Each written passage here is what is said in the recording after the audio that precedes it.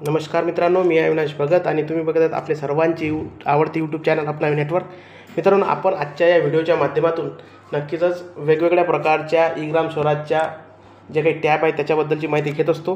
तर आजचा जो महत्त्वाचा व्हिडिओ आहे तो आहे ई-ग्राम स्वराजच्या जनरल प्रोफाईलबद्दल. ठीक आहे, पंचायत काउन्सिलमध्ये प्रोफाईल जे आहे ते आपल्याला अपडेट करायची आहे आणि ती प्रोफाईल कशी अपडेट करायची याच्याबद्दलचा आजचा हा व्हिडिओ आहे. ठीक आहे, सर्वांना एक महत्त्वाची माहिती आहे की स्विच युनिट करून 25-26 निवडून घ्यायचं आहे. ठीक आहे, कोणतं निवडून घ्यायचं आहे? 25-26. तर आपण 25-26चा आराखडा अपलोड करत आहोत. त्या कारणाने आपल्याला आपलं जे प्रोफाईल आहे ते 25-26ची आपल्याला अपडेट करून घ्यायची आहे. ठीक आहे, सर्वांनी आपलं स्विच युनिट करून घ्या. त्याच्यानंतर इथं 3 टॅब आहेत, 3 टॅबवर जायचं आहे. Panchayat general counselling. ठीक आहे, पंचायत काउन्सिलिंग प्रोफाईल याच्यावर जायचं आहे. त्याच्यामध्ये तुम्हाला जनरल प्रोफाईल नावाचा एक ऑप्शन आहे.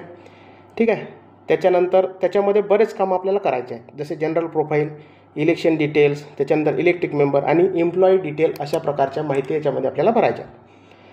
नुसतीच जनरल प्रोफाईल नाही तर याच्यामध्ये बऱ्याचशी माहिती जे तुम्हाला भरायची आहे. पंचायत काउन्सिलमध्ये गेल्यानंतर जनरल प्रोफाईलमध्ये ॲडवर जायचं आहे. ॲडवर गेल्यानंतर इथं बघू शकता की तुमचं स्टेटस जे आहे ते फ्रीज आहे. पण स्टेटस जरी फ्रीज असलं तरी ते तुम्हाला अनफ्रीज करून परत फ्रीज करायचं आहे. ठीक आहे, स्टेटस अनफ्रीजवर क्लिक केलं की हे अशा प्रकारचा डॅशबोर्ड ओपन होतो आणि तुम्हाला जुनी माहिती दाखवते. खाली अनफ्रीजचं ऑप्शन आहे, अनफ्रीजवर क्लिक करायचं आहे आणि असा मेसेज येतो, त्याला ओके करायचं आणि परत 3 टॅबवर जायचं आहे. ठीक आहे, 3 टॅबवर गेल्यानंतर परत जायचं आहे. आता जनरल इलेक्शन डिटेल्स जर तुम्ही माहिती भरलेली असेल तर याच्यामध्ये ॲड असेल. याच्यामध्ये तुम्ही बघू शकता की ॲड आहे, तुमचे 3 वार्ड आहेत. ठीक आहे, या ग्रामपंचायतचे त्याच्यावर तुम्हाला मॉडिफायवर क्लिक करायचं आहे आणि ओके करायचं आहे. ज्या ग्रामपंचायती नसतील त्यांनी ॲड करायचं आहे. ठीक आहे, ज्यांचे भरलेले आहेत त्यांनी मॉडिफाय करायचं आहे.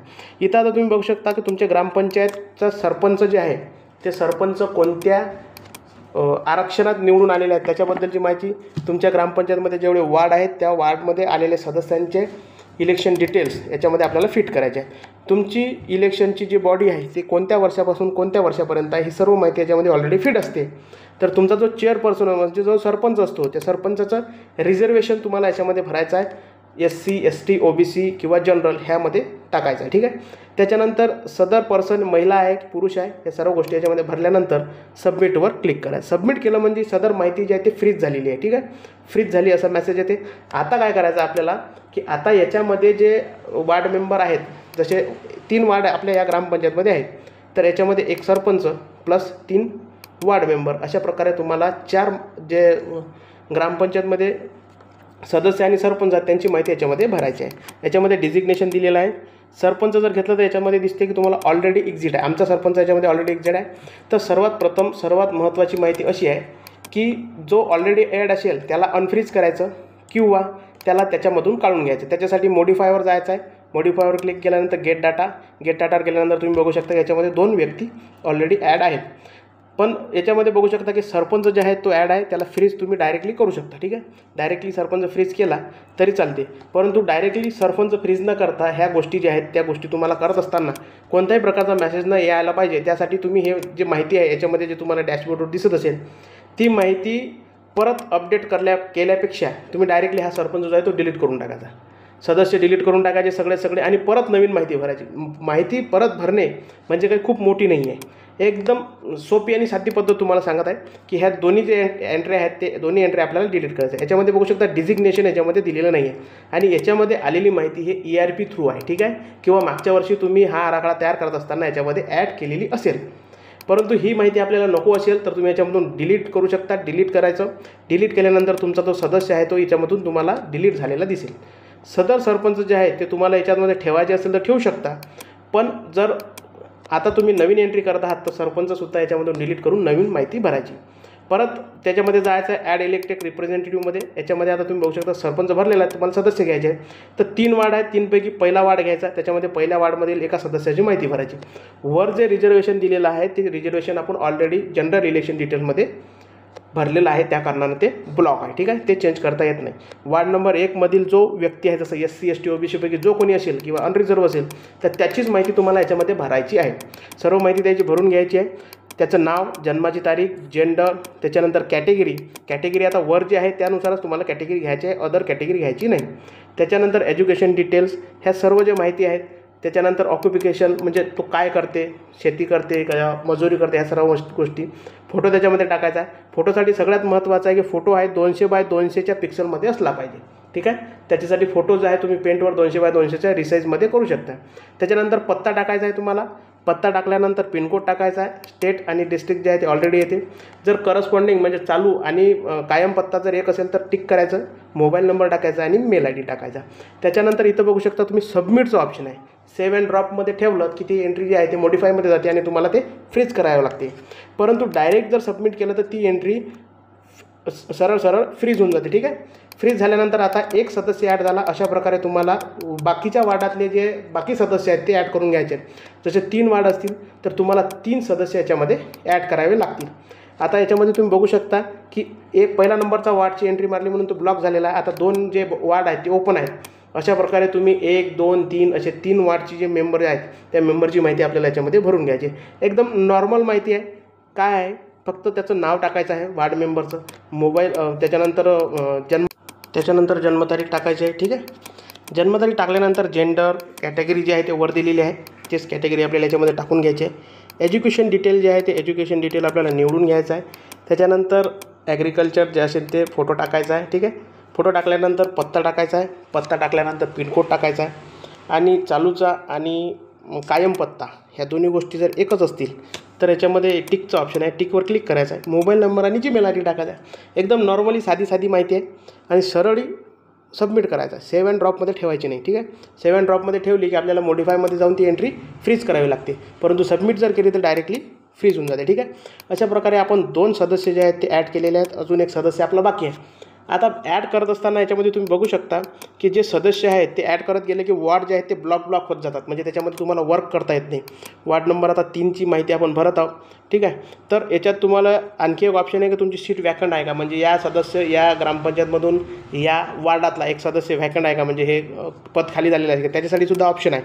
परंतु नसेल तर तुम्ही नॉर्मली त्याच्यामध्ये येस टाकून पुढे जाऊ शकता. ठीक आहे. आणि सदस्य जर असेल तर सर्व माहिती जी आहे ती तुम्हाला याच्यामध्ये प्रॉपरली फिट करायची आहे. ठीक आहे. त्याच्यानंतर याच्यामध्ये सगळी माहिती जी आहे ते भरून झाल्यानंतर पुढच्या स्टेपमध्ये आपण नक्कीच जाणार आहोत. ठीक आहे. तर याच्यामध्ये तुम्ही बघू शकता की सर्व डिटेल जे आहे ते आपण भरलेली आहे. ठीक आहे. याच्यामध्ये तुम्ही बघू शकता की आपण जे आहे ते GPDPच्या आराखड्याबद्दलची संपूर्ण माहिती याच्यामध्ये ॲड करत आहोत.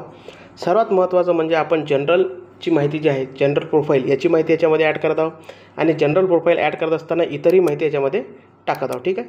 तर अशा प्रकारे तुमचे सर्वात पहिले तर जनरल इलेक्शन डिटेल्स, त्याच्यानंतर इलेक्टेड मेंबर, अशा 2 टॅब जे आहेत त्या आपल्या नक्कीच भरून गेलेल्या आहेत. ठीक आहे. आणि ह्या ज्या गोष्टी आहेत हे प्रॉपरली भरून घ्यायच्या आहेत. थोडासा वेळ लागला तर चालते. याला जास्तीत जास्त 5 ते 10 मिनटं लागतात. तुम्हाला जास्तीत जास्त अर्धा घंटा जरी लागला तरी चालून जाते. ठीक आहे. अर्ध्या तासाच्या वर जास्त याला टाईम लागत नाही, कारण तुम्ही त्या क्षेत्रात कार्यरत असल्या कारणानं तुम्हाला सर्व इन्फॉर्मेशन जे आहे तुमच्याकडे उपलब्ध असते. त्याच्यानंतर आता इलेक्शन जे मेंबर जे आहेत ते तुमचे झालेले आहेत. आता आपल्याला भरायचं आहे एम्प्लॉय डिटेल्स. आता एम्प्लॉय डिटेल भरत असताना खूप सारे एम्प्लॉईज असतात. त्याच्यामधलं सर्वात महत्त्वाचं असते आपले ग्रामपंचायत अधिकारी. फक्त हेच एक पद आपल्याला याच्यामध्ये भरायचं आहे. तुमच्या गावाच्या ग्रामपंचायत अधिकाऱ्याचं नाव याच्यामध्ये टाकायचं आहे. त्याच्यानंतर त्यांचा जेंडर टाकायचा आहे. त्याच्यानंतर त्यांची कॅटेगरी टाकायची आहे. मॅरिड असतील तर मॅरिड. त्याच्यानंतर त्यांची जन्मतारीख टाकून घ्यायची आहे. एज्युकेशन जे आहे ते त्यांचं क्वालिफिकेशन टाकून घ्यायचं आहे. क्वालिफिकेशन टाकल्यानंतर इथं बघू शकता तुमचं डिझिग्नेशन जे आहे ते सिक्युअर. त्याच्यानंतर इथं बघू शकता तुम्ही सेक्रेटरीज घ्यायचा आहे. ठीक आहे. पंचायत सेक्रेटरी म्हणून सुद्धा ऑप्शन आहे त्याच्यात, पण सेक्रेटरीज घ्यायचा आहे. सेक्रेटरी घेतलं तरच ते ऑप्शन घेते.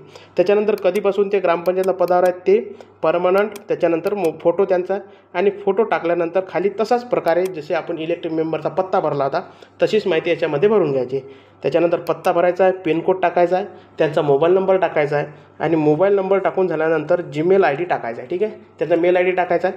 आणि याच्यामध्ये सगळ्यात महत्त्वाचा ऑप्शन आहे की याच्यात फक्त सेव्ह अँड ड्रॉप होते. याच्यामध्ये डायरेक्टली तुम्ही फ्रीज करू शकत नाही. याच्यामध्ये आणखीसुद्धा खूप सारे एम्प्लॉईज आहे, पण तुम्ही कितीही एम्प्लॉईज टाकले तरी तुम्हाला मेसेज येईल की top employed detail not freeze. ठीक आहे. सर्वात आधी जे आहे ते टॉप एम्प्लॉई जे आहे त्यांची माहिती फ्रीज करा. जोपर्यंत ती माहिती तुम्ही फ्रीज करत ना तोपर्यंत तुम्ही कितीही एम्प्लॉई टाकले तरी तुम्हाला तो मेसेज येत राहील. हा जर मेसेज तुम्हाला आला, याच्यावर बघू शकता तुम्ही, तर हा जर तुम्हाला मेसेज आला तर याच्यासाठी एकच ऑप्शन आहे, ते आहे की तुम्हाला सेक्रेटरी हेच जे डिझिग्नेशन आहे, हेच याच पदाचा जो व्यक्ती आहे त्याची माहिती पूर्ण भरून याच्यामध्ये भरायची आहे. ठीक आहे. सेक्रेटरीची माहिती पूर्ण भरल्यानंतर आपण याच्यामध्ये बघू शकतो की आपली माहिती जी आहे ती पूर्ण सेव्ह झालेली आहे. ठीक आहे, सेव्ह अँड ड्रॉपवर क्लिक केलेला आहे. त्याच्यामध्ये तुमची कॅटेगरी सबमिट करायची राहिली होती, तेवढी चेक करून घेऊ. बाकीची सर्व माहिती बघा, एम्प्लॉई नेम, जेंडर, त्याच्यानंतर कॅटेगरी, मॅरेज स्टेटस, त्याच्यानंतर जन्मतारीख, क्वालिफिकेशन, त्याच्यानंतर डिजिग्नेशन, वर्किंग डेट, त्याच्यानंतर परमनंट, फोटो, पत्ता. फोटो जे आहे तो 200 बाय 200च्या केबीमध्ये करायचा आहे. ठीक आहे, पिक्सलमध्ये केबी. ठीक आहे, त्याच्यानंतर पत्ता, mobile number, email I D हे सगळे माहिती भरल्यानंतर सेव्ह अँड ड्रॉप करायची आहे. ठीक आहे, सेव्ह अँड ड्रॉप केल्यानंतर इथं बघू शकता की तुमची जी माहिती आहे ती फ्रीज झालेली आहे असा मेसेज येते. आता तुमची 90% काम झालेलं आहे. ठीक आहे, तुमचं किती झालेलं आहे? 90%. आता डायरेक्ट तुम्हाला काय करायचं आहे, याच्यामध्ये मॉडिफायवर जाऊन ॲक्शनवर जाऊन गेट डाटावर क्लिक करायचा आहे. याच्यामध्ये तुम्हाला ह्या जो व्यक्ती आहे, आपण जे ग्रामसेवक टाकलेले आहेत याच्यात, जे ग्रामपंचायत अधिकारी टाकलेले आहेत त्यांना फ्रीज करायचं आहे. फ्रीज या लॉकवर क्लिक करायचं, ओके करायचं आणि फ्रीज झालेला आहे असं तुम्हाला मेसेज येईल.